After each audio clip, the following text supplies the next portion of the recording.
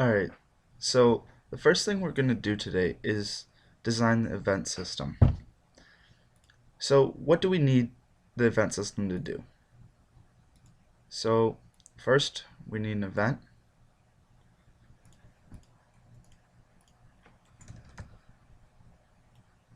Then now we need something to actually process the event because we want to have a subscriber-based system. So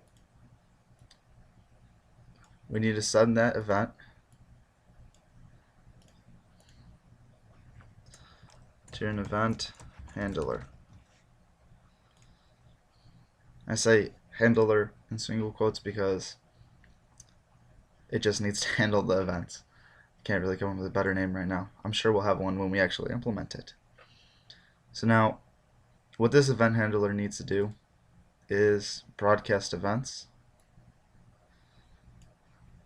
and only to the subscribed events. So we need to go subscribed event listener.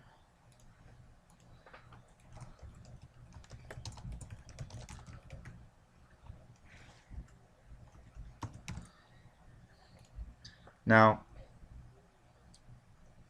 the subscribed event listener can create more events. So we need to end up going back this way.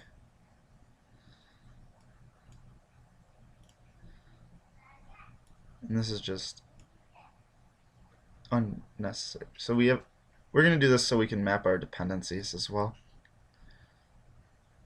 Now, how do we get a subscribed event? So let's handle that. Move this down.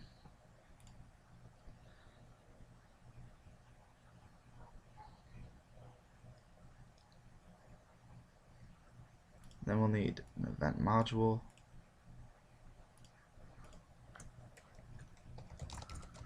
This event module actually binds all the events.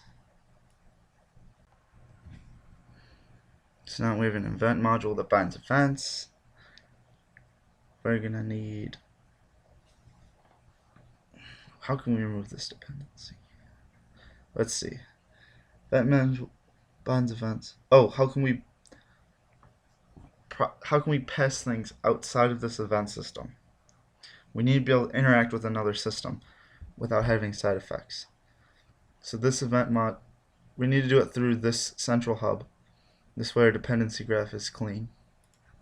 So then we can go over this way to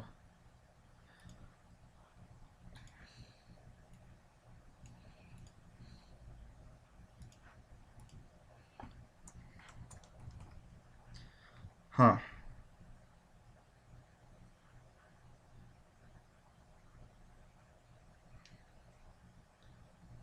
do we want to do this? Do we want to have special state events?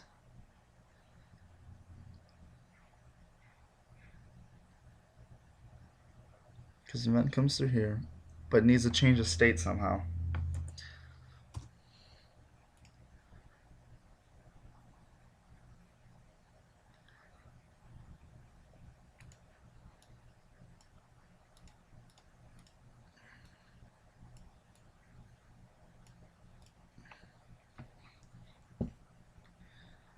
So subscribed event listener can create another event or change a state.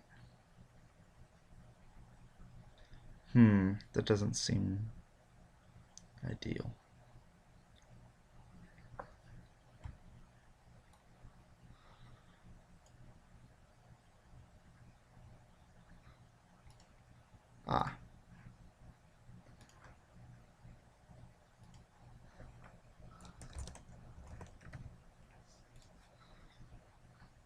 So now what we're going to, I think this is more reasonable. So event module subscribes events to the event handler. Event handler, when an event is passed to it, it broadcasts the subscribed events, or subscribed event listeners. Then subscribed event listeners can create an event, they can do nothing, or they can pass things to state manager. But now we have subscribed event listeners interacting directly with the state manager. So if we like this, I don't need to go here.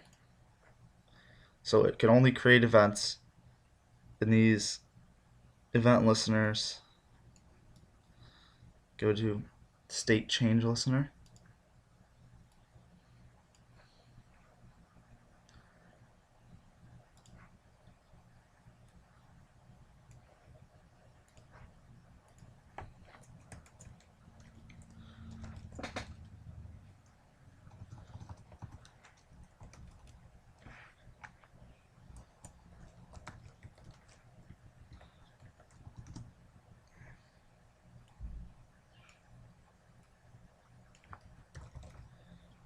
Okay, so event module binds events. Some of these events can be state change listeners. So when you have an event, it's a special type of event. So we can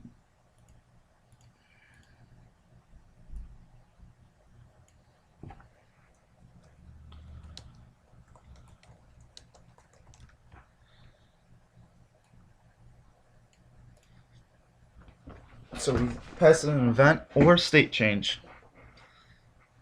Then we pass it to state change listener. Okay, so now our dependency graph is kind of clean. Then we only have one like this circle right here. And this is a reasonable circle.